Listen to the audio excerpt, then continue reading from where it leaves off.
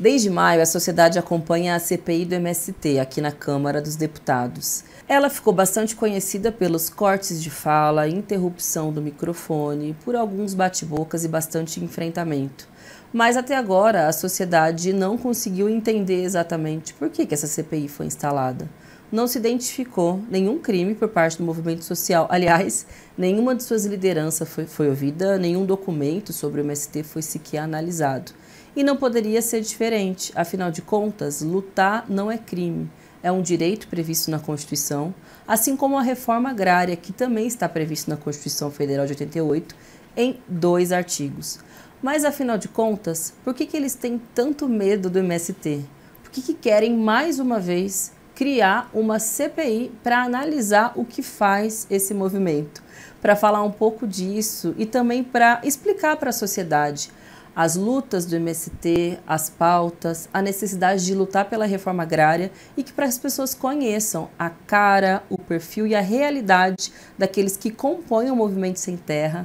Hoje eu estou aqui com uma das suas dirigentes nacionais, que fica aqui em Brasília, e por isso que o estúdio também está um pouco diferente, que vem acompanhando a CPI, mas mais do que isso, vem construindo esse movimento social há muitos anos. Eu estou aqui com a Séries, a quem eu agradeço muito pela presença, pela participação, e eu queria começar com essa pergunta para você. Por que os bolsonaristas têm tanto medo do MST e por que fundaram essa CPI? Olá, Sâmia, obrigada pelo convite, sempre um prazer poder conversar com o povo brasileiro sobre as questões que são importantes para o nosso povo e para a nossa sociedade. A CPI está aí na ordem do dia, como você disse, não é a primeira vez que existe uma tentativa de criminalizar o movimento por meio de uma comissão parlamentar de inquérito, e mais uma vez a gente entende que isso não passa mais do que esse intento de seguir fortalecendo essa narrativa de criminalização do movimento social, da luta, seja ele no campo, na cidade. O MST, ele causa medo mesmo, causa medo àqueles que dominam, àqueles que não querem deixar que a gente sonhe, que a gente possa acreditar num mundo melhor.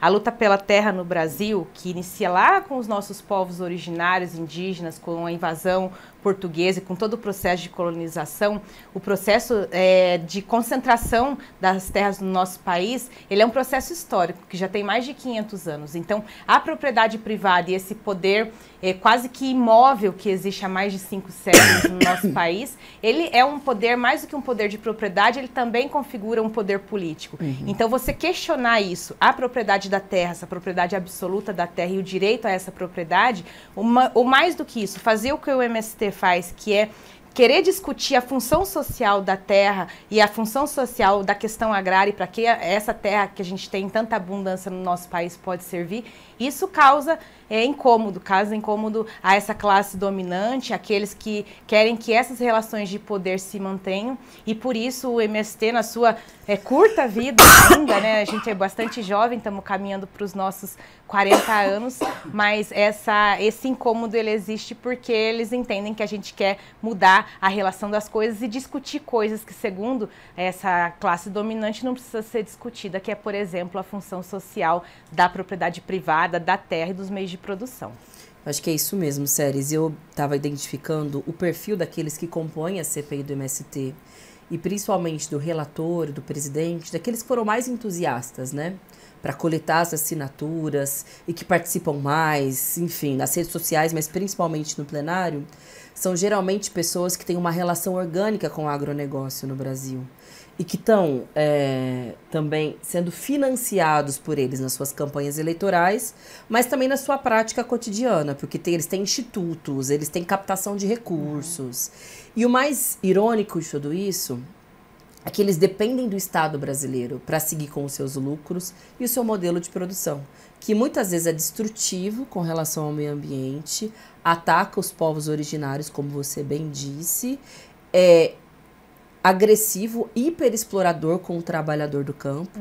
Alguns deles, inclusive, mantêm pessoas em situação análoga à escravidão dentro dos seus latifúndios. Isso vem sendo revelado principalmente nos últimos meses. E mais, eles têm uma relação de financiamento e construção política do que eu venho chamando de agrogolpismo no Brasil, que são esses bolsonaristas que estavam por trás das invasões aqui no 8 de setembro, nos atos em 7 de setembro, enfim, é toda uma construção política e econômica que dá sustentação para esses caras aqui dentro também e que deram sustentação para o Bolsonaro nos últimos 4 anos.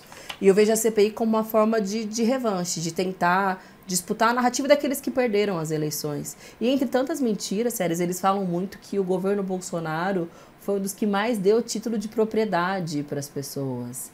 E que, por isso que na época do Bolsonaro quase não teve ocupação e que tratava o movimento social da forma como tem que ser tratada.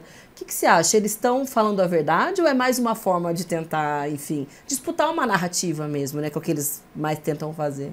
Sim, a gente tem vivido isso já há muitos anos no Brasil. Esses últimos anos, em especial, essa narrativa de tentar sobrepor a verdade com fake news, ela tem sido absurdamente divulgada, especialmente por essas redes de extrema-direita. Então essa é uma lógica, basear na mentira, basear em grandes falsos fatos para poder fazer cortina de fumaça, chamar atenção para coisas que não são o central. E enquanto isso, como o próprio relator da CPI gostava de dizer quando então era ministro, fazer passar a boiada. Essa é a grande questão.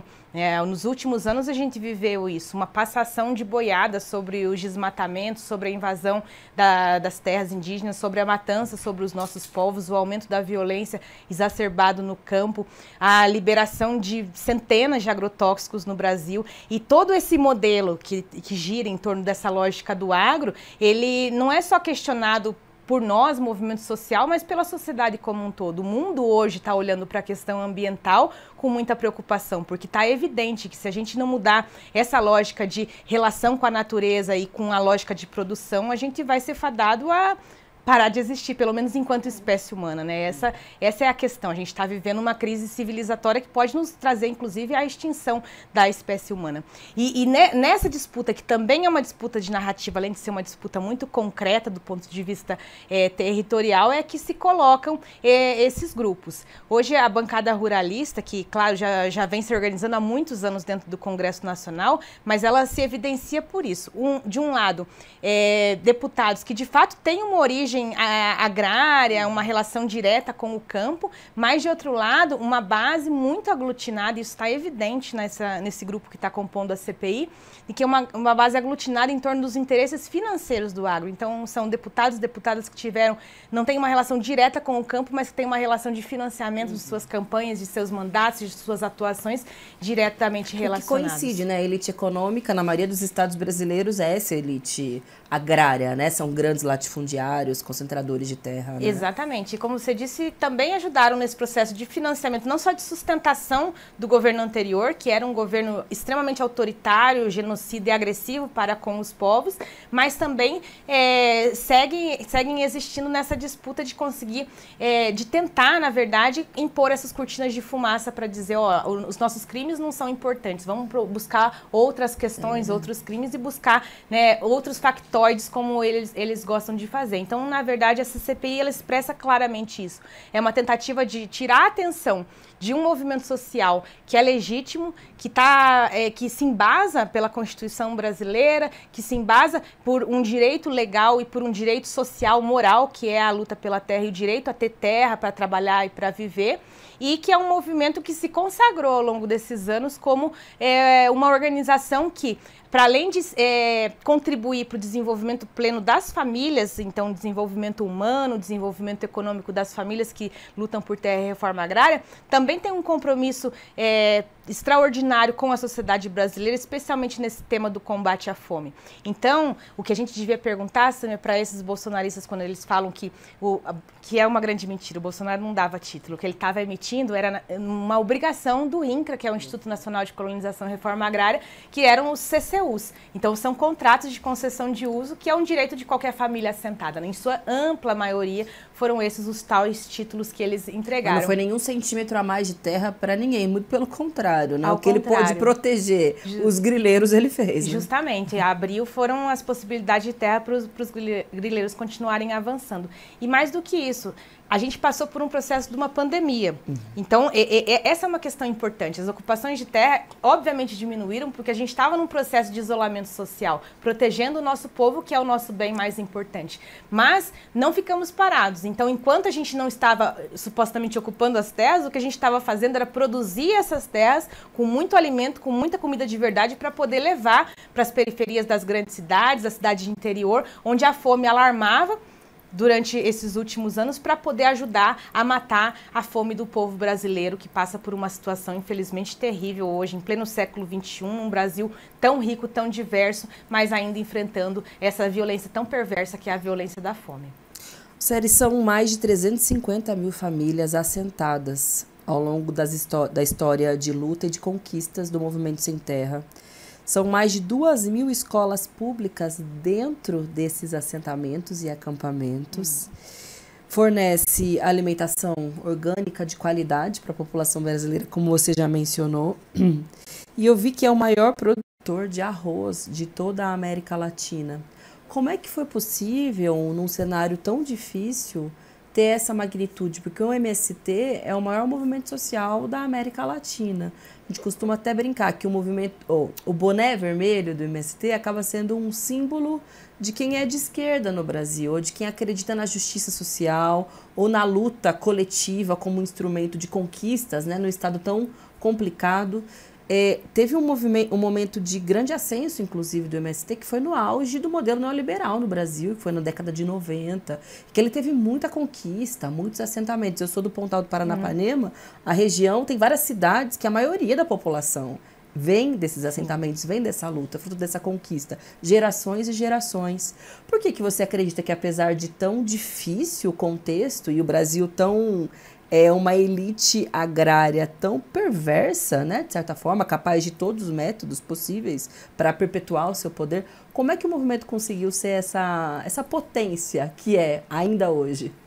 Bom, a gente fala que... eu sou do outro lado do rio. Do Rio Paraná, é verdade. Sou do outro lado. Que foi ali onde surgiu, inclusive, né? No estado do Paraná. No estado do Paraná. Porque é isso, a luta pela terra, ela não surge por vontade. As famílias não vão acampar ou ocupar a terra por vontade, por sonho. Sonho também, o sonho nos move. Mas é uma necessidade que leva as famílias a se organizarem e lutar por conquistas. Então, esse sonho conjugado a uma necessidade objetiva, que é a falta de ter onde trabalhar, onde viver, a necessidade de buscar uma vida melhor para as nossas famílias e para os nossos filhos, é o que move essa grande contradição. Então, como pode? A gente tem um país gigante, com biodiversidade, com gente, com água, com recursos possíveis para a gente produzir comida, para a gente produzir riqueza e para poder desenvolver o nosso país. E, ao mesmo tempo, a gente tem gente passando fome. A gente tem muitas pessoas sem terra e poucas pessoas com muita terra. Então, essa contradição que o agro não é capaz de resolver,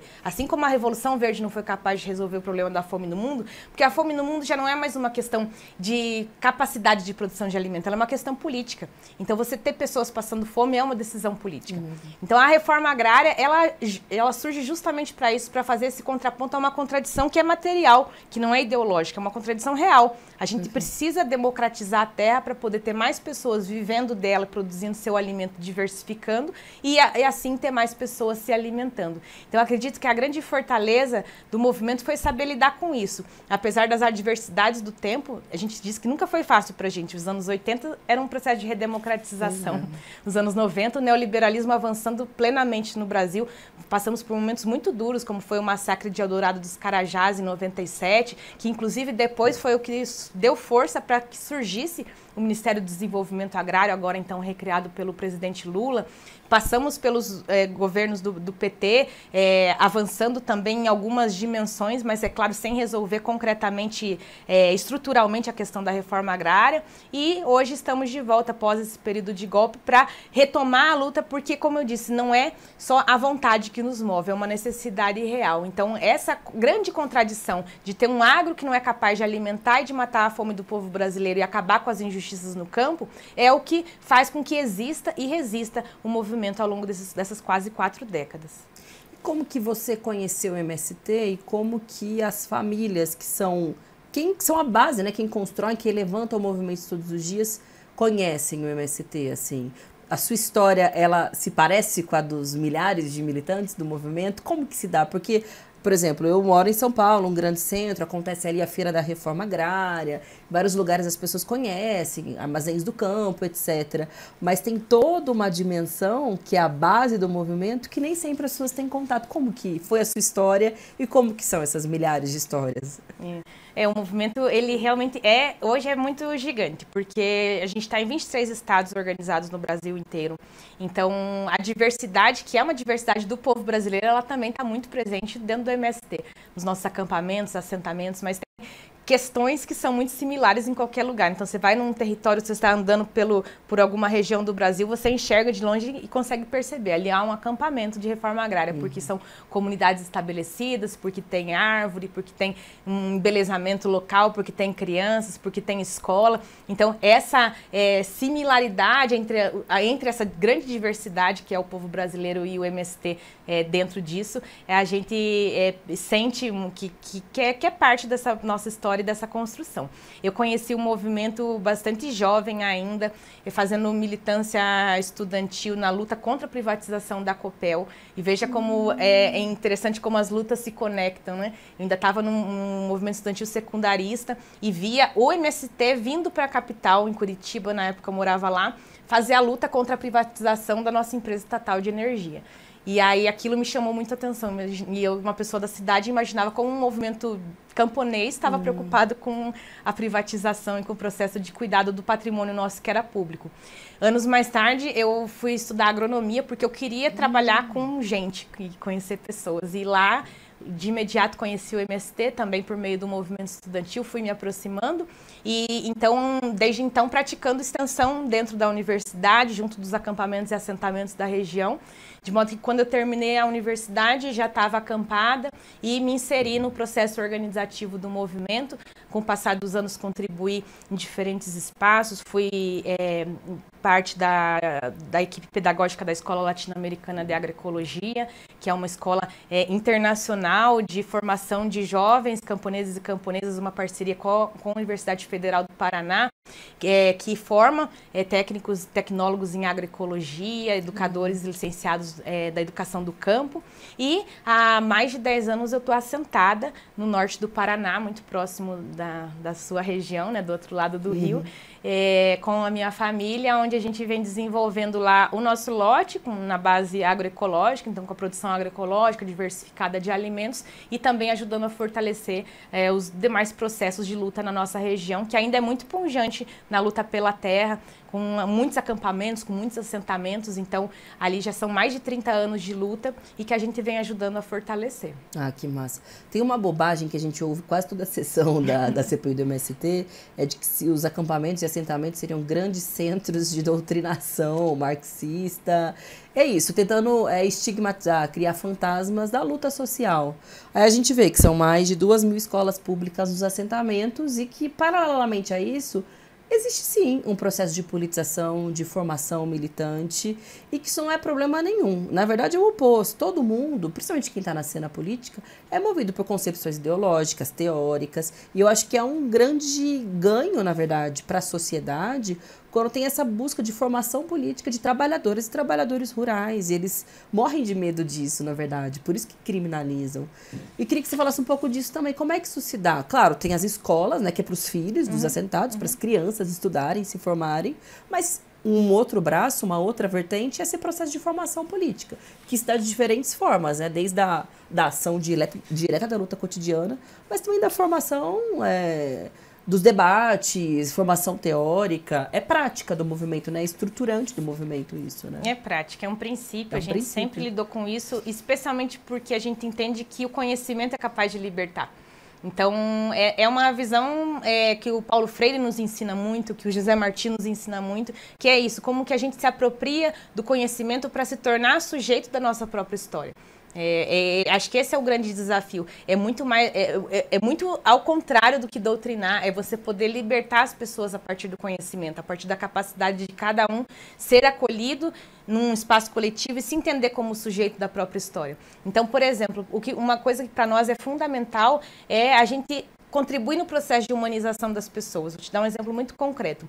Hoje, há, infelizmente, ainda milhões de analfabetos no nosso país. E a gente entende que a luta pela alfabetização das pessoas ela é fundamental. A pessoa poder resgatar a sua autoestima, a sua dignidade, a sua autodeterminação para poder ir e vir, não depender de ninguém para dizer o que né, o que está certo, o que está escrito ou o que está errado. Então, poder resgatar isso dentro das pessoas é fundamental, porque você resgata também essa questão da autoestima e transforma cada um em sujeitos da sua história. Então, é nesse sentido que a gente trabalha a formação política, que é importante. É importante a gente saber que a gente vive em uma sociedade de classes. Por isso tem alguns que têm terra e outros não. Por isso alguns nascem pobres e outros ricos. Por isso alguns estabelecem relações de poder que não querem que isso seja mudado. Então, é claro que a gente debate isso, transforma esse debate num debate coletivo e não só em processo de formação formal, mas a nossa forma como a gente se organiza, então aquilo que a gente chama de organicidade, que é o jeito como a gente organiza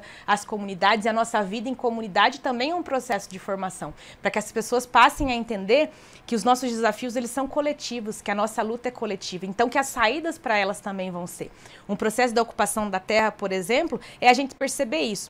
Se eu não tenho terra e preciso dela para viver e você também não tem, e quantas pessoas também não têm, então o problema não é mais individual meu. A gente entende que a gente pode se organizar e juntos buscar uma saída comum para resolver um problema que é comum, que é o direito do acesso à terra. Então, é nessa perspectiva que a formação política se dá, em transformar, em libertar as pessoas em sujeitos da sua própria história, em respeitar a história de cada pessoa. Você falava antes sobre os sujeitos sem terra, né, quem são... É uma diversidade imensa de gênero, de raça, de cor, de credo, de idade. Então, você conseguir entender que há espaço para todos e para todas, e que esse espaço se baseia pelo respeito e pelo acolhimento, para nós é central. E na medida em que a gente faz isso organizando essa coletividade, as pessoas se libertam em coletividade. E aí se transformam nesse grande sujeito coletivo que é o MST. Por isso que para nós é mais do que... a formação é mais aquele processo de sentar e receber o conhecimento, ou de, enfim, é um processo da gente poder se construir e mais do que isso, se reconstruir, desconstruir aquilo que precisa ser destruído na gente, como são as diversas formas de opressão que a sociedade capitalista coloca na gente, seja o racismo, o machismo, o patriarcado ou as violências de classe como um todo, mas a gente reconstruir esse processo de libertação coletiva com base nas necessidades coletivas. Então a gente busca aquilo que é comum para todos e melhor para a maioria da coletividade. Muito bom. Séries, você acha que a reforma agrária vai avançar no Brasil? Eu digo isso porque, como você muito bem colocou, é uma disputa muito dura que está sendo feita pelo movimento social, né? A gente está falando da história fundante do Brasil. É isso, desde que os europeus chegaram e dizimaram os povos indígenas, já começaram destruindo o meio ambiente e usaram a concentração, o domínio da terra como instrumento para ir construindo a sua riqueza e o seu poder, essa história do país nunca mudou. A impressão que eu tenho é que tem avançado nos últimos anos uma lógica do Brasil agroexportador e se vende para o povo brasileiro e para fora que essa é a grande riqueza. Mas é a contradição, né? Agroexportador vende para o mundo inteiro, é o que mantém, sustenta o PIB do Brasil, mas ao mesmo tempo as pessoas passam fome e tem milhões de pessoas, de trabalhadores rurais que gostariam de ter um pedaço de chão para sobreviver e manter a sobrevivência do povo brasileiro, né? Como você acha que pode se dar o avanço mesmo da reforma agrária nos próximos anos? E, nesse sentido, quais são os planos do Movimento Sem Terra, né? Porque, como você bem disse, o povo brasileiro arrancou a faixa presidencial do peito daquele fascista, elegemos o presidente Lula, mas também não é tão simples essa tarefa, porque é um governo montado numa frente ampla, de coalizão com diversos setores, porque era o retrato em especial eleitoral e segue, né? Composição com setores do Congresso, etc. Num contexto de adversidade, vamos avançar na luta? Na luta é evidente que sim, mas na reforma agrária, concretamente, sei que não é uma resposta fechada, mas acho que, né, para nos instiga. Eu vejo, por exemplo, a CPI do MST, o efeito reverso que eles não imaginavam, é que o tema da reforma agrária, que talvez estivesse um pouco esquecido, secundarizado, ou um pouco desconhecido pelas novas gerações, assim, militantes, voltou para a ordem do dia, né? Principalmente para essa geração mais urbana, de redes sociais, etc. E tá dando um novo gás para a própria MST, no sentido de, estamos aí, firmes, vivos e fortes, seguindo. Como acho que combinar esses fatores todos para avançar a reforma agrária, concretamente, que é disso que se trata, né? A principal, claro, tem uma série de outras frentes de luta e tarefas políticas que são cumpridas pelo movimento, mas esse é o eixo, né, de atuação. O que você acha, assim? Não sei se é uma pergunta simples de responder, mas é um desafio, na verdade. Sim, né? é desafiadora. E é isso, a gente tem que se mover a desafios e sonhos, porque é o que nos leva para frente. De fato, a reforma agrária como uma política estruturante para transformar a sociedade brasileira, ela é central. Para nós, é claro, é um país agrário com muita terra, com uma estrutura agrária muito imobilizada em mais de 500 anos, que precisa ser trabalhado para que a gente possa reconstruir as bases de um país autônomo e soberano. Então, esse é um debate que o movimento tem se esforçado também em ajudar a construir, que a gente entende que é necessário, inclusive, para que a gente alcance a reforma agrária, a gente fazer um amplo debate com a sociedade sobre que país a gente quer construir. Baseado em que bases para construir a nossa autonomia. Se hoje quem alavanca o PIB no Brasil é o agro, a gente devia se perguntar por quê. Né? Por que a gente não tem uma indústria brasileira desenvolvida? Então, né, não tem problema em um agro produzir, mas por que exportar commodities e a gente se comportar como um celeiro do ponto de vista geopolítico mundial, para ficar exportando matéria-prima? Então, eles vêm aqui e eles não levam só o grão da soja ou do milho que sai nos containers embora para exportação. Junto daquela semente, está indo junto a nossa água, a nossa biodiversidade, a nossa terra, o nosso clima, a mão de obra do nosso povo. Então, a gente está exportando muito mais do que grãos. A gente está exportando todo, né, o potencial que a gente tem para fazer uma agregação de valor e desenvolver um país mais rico e mais soberano. Então, passa por isso, certamente, a gente repensar a estrutura agrária no Brasil. Então, pensar um projeto de país soberano passa, com certeza, por pensar a reforma agrária. A gente entende que depende disso para a gente conseguir avançar. Mas essa nossa luta, ela também precisa seguir como um processo de acumular forças para a gente conseguir alcançar essas condições. Então, se hoje não está dado a gente fazer um amplo debate ainda com a sociedade brasileira, pela correlação de forças, pelo acúmulo de forças da própria classe trabalhadora, a gente entende que esse não é um debate simples de fazer, até porque há forças contrárias, que ainda que sejam minoria do ponto de vista quantitativo, têm um poder político muito grande. Então, pensar esse projeto de país com o povo brasileiro passa por a gente pensar também isso massivamente, com as massas se mobilizando, dizendo o que querem, como querem. E esse processo também de construir a participação popular não é simples, porque o nosso povo, e não é um povo como alguns querem que a gente ache, que é um povo manso, passivo, não, é um povo que é violentado há mais de 500 anos, um povo que foi educado, né, educado na violência, sabe, na violência de classe, nessa violência de gênero, nessa violência de raça que a gente sofre absurdamente até hoje no Brasil. Então, se você reconstruir esse povo como sujeito, com voz e com, né, como vocês fazem, né, que é tão gritante ver, por exemplo, a ação das nossas parlamentares hoje dentro do Congresso, é isso, é você dar voz para quem, não é que não teve, mas para quem teve essa voz invisibilizada, que são as mulheres, os indígenas, os negros, as negras, né? Então, como que a gente reconstrói isso nesse espaço de poder, que é o Congresso, mas também com a sociedade? Eu acho que por aí passa esse grande desafio da gente entender como pode se consolidar a reforma agrária como um processo estruturante e massivo no nosso país. Mas é claro que a gente sonha, é claro que a gente acredita. E o nosso movimento nasceu para isso. Então a gente sempre fala assim, Sâmia, enquanto tiver gente sem terra e terra sem gente, a gente vai seguir existindo.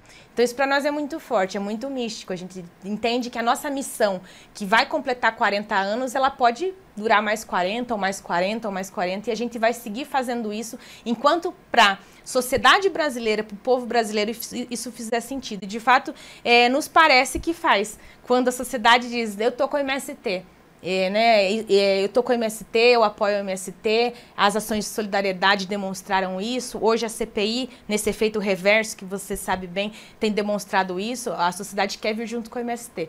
Falei que não ia comentar, mas não tem como, a gente está vivendo esse processo bonito de tentativa de reconstrução da participação popular com o PPA, de discutir os rumos do nosso país e as prioridades orçamentárias para o nosso país para os próximos anos, e a sociedade brasileira está lá votando e dizendo: eu quero a reforma agrária para acabar com a fome, para desenvolver o Brasil, que é a proposta do MST. Já passamos de 10 mil votos no dia de hoje nesse processo amplo de participação popular. Então, enquanto houver sentido social, sentido de luta e necessidade concreta, certamente a gente vai seguir acreditando e lutando pela reforma agrária.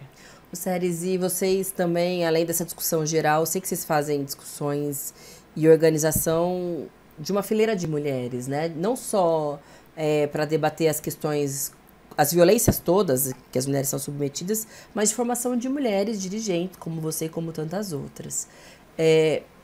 E eu também já emendo gostaria que você falasse um pouco sobre isso, já emendo numa pergunta que é as pessoas que estão nos ouvindo, nos assistindo, se elas quiserem se somar ao movimento, conhecer melhor, ajudar, apoiar, enfim, acompanhar de alguma forma, o que elas podem fazer, quem que elas podem procurar, além desse apoio gigantesco que você disse que acontece, que surge de forma espontânea, né? As pessoas veem, entendem essa contradição que existe no Brasil, que é estruturante.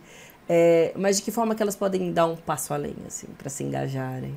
Bom, o movimento hoje ele representa, claro, aqueles e aquelas que têm a necessidade, buscam a luta pela terra como uma saída para uma melhoria de condição de vida. Então, esses sujeitos sem terra estão as mulheres, está a população LGBTQIA+, estão as pessoas idosas, estão famílias inteiras, estão pessoas solteiras. Então, há uma juventude muito grande também querendo se incorporar à luta pela terra também por uma necessidade de buscar saídas econômicas para a sua vida. Então, esse espaço de acolhimento que é o MST, ele busca reconhecer todos esses sujeitos, por entender que são esses sujeitos, numa perspectiva de classe, que podem fazer a transformação. Então, de fato, assim, ter as mulheres como uma questão central para nós, esse debate de gênero, ele sempre foi muito... É um debate muito claro para nós, desde muito tempo, mas também é um debate muito caro para a esquerda e para nós também, enquanto movimento social. Seria cômodo a gente não ter enfrentado algumas questões, como por exemplo, essa questão de gênero, mas certamente a gente não teria chegado onde chegou e ter a qualidade hoje da interpretação da história, da realidade, da nossa intervenção na realidade que o movimento tem, porque a gente sabe o papel que as nossas companheiras cumprem, não só no debate político, mas no dia a dia, na construção e no segurar a onda lá nos nossos territórios de reforma agrária. Então, as mulheres, elas são protagonistas no processo da organização da educação nos nossos territórios, da agroecologia, da questão da saúde, da organização de base, da sustentação dessas famílias nos acampamentos. A gente sempre brinca nos nossos acampamentos que se o homem vai lá, ele vai, mas ele pode sair, mas quando ele vai com a família, a mulher, os filhos, aí é outra sustentação, é outra perspectiva de dizer: aqui que eu vou fincar o pé e vou lutar pelo meu sonho. Então, esse papel que as mulheres e esses sujeitos diversos que o movimento acolhe e constrói como protagonistas, ele precisa ser valorizado, porque é isso que dá essa qualidade e esse respeito a todos e todas. E cada vez mais querem participar as pessoas, porque entendem, como você disse no início, né, do boné, o boné ele tem se transformado num símbolo de esperança, de alegria, de progresso, né? Então as pessoas talvez não estão lá dentro de um acampamento ou de um assentamento ou trabalhando em uma cooperativa nossa, mas elas estão em algum centro urbano ajudando a pensar coisas diferentes, a fortalecer coisas diferentes. Então, acho que essa é uma grande responsabilidade que a gente sente junto do povo brasileiro, que é a de se entregar também e deixar que as pessoas possam se sentir parte do MST. Os nossos territórios, eles estão abertos, a gente tem estabelecido processos de vivência, inclusive, para que as pessoas possam ir para dentro do MST, conhecer, quem quiser morar, quem quiser se integrar, quem quiser trabalhar nas nossas escolas, ou se incorporar nas nossas cooperativas, ou ajudar. Por exemplo, a gente tem uma experiência super legal que está desenvolvendo lá no norte do Paraná agora, em assentamentos e acampamentos, que é a construção da Orquestra Camponesa. Super legal, um trabalho voluntário de pessoas ali da região de Londrina que têm ido para os nossos territórios ensinar as nossas crianças e jovens e adultos a tocar instrumentos. Isso é extraordinário. Então, cada qual, com o seu conhecimento, com a sua possibilidade de contribuir, pode contribuir. Tudo isso fortalece a luta pela reforma agrária. Sério, eu só queria te agradecer, assim, por esse papo. Agradecer também ao MST por toda a luta, pela contribuição que tem dado para o Brasil. para as gerações anteriores, mas também para as gerações futuras, para uma compreensão sobre o que é a estruturação de um país desigual, mas também a compreensão de que é necessário lutar, se organizar para ter avanços, né, e conquistas reais para o nosso povo. E aí eu sempre peço ao final para que as convidadas, porque é um programa que eu entrevisto mulheres, assim, é uma escolha política também, né, para dar voz e as pessoas conhecerem tantas histórias e temas através daquelas que carregam nos ombros mesmo a sociedade.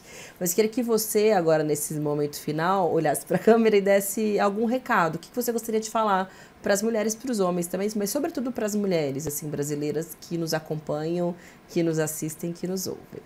Bom, primeiro queria agradecer, Sâmia, o convite, sempre uma alegria a gente poder estar entre mulheres também, nos fortalecer. Acho que essa construção coletiva nos liberta e, como eu disse, é muito libertador, né? A gente poder se enxergar umas nas outras e saber como a gente pode chegar juntas além. Eu acho que a gente tem sonhos, esses sonhos são comuns, os sonhos da gente poder criar os nossos filhos com dignidade, a gente poder construir um mundo melhor para os nossos filhos, oxalá melhor do que a gente recebeu, mas que a gente possa deixar para os nossos filhos e netos um mundo mais justo, mais humano. Então, eu acredito que a gente precisa perseguir esses sonhos, é mais do que sonhar, é lutar para construir esses sonhos e acreditar neles. Então, onde a gente estiver, na trincheira onde a gente estiver colocado, seja no campo, na cidade, no parlamento, no movimento social, onde a gente esteja estabelecendo a nossa vida e os nossos sonhos, que a gente nunca perca essa condição de acreditar neles e perseguir. Mas que, fundamentalmente, também a gente nunca perca essa condição de saber que a gente precisa umas das outras para poder nos libertar em comunhão e nos fortalecer. Então, que a gente possa se espelhar naquelas que nos antecederam, naquelas que estão conosco e naquelas que virão, para a gente seguir acreditando que um mundo melhor é possível e é necessário e a gente vai conseguir construir ele. É isso, Séries. Muito obrigada. Obrigada Tamo a você. junto. Até a próxima. Tchau, gente. Obrigada.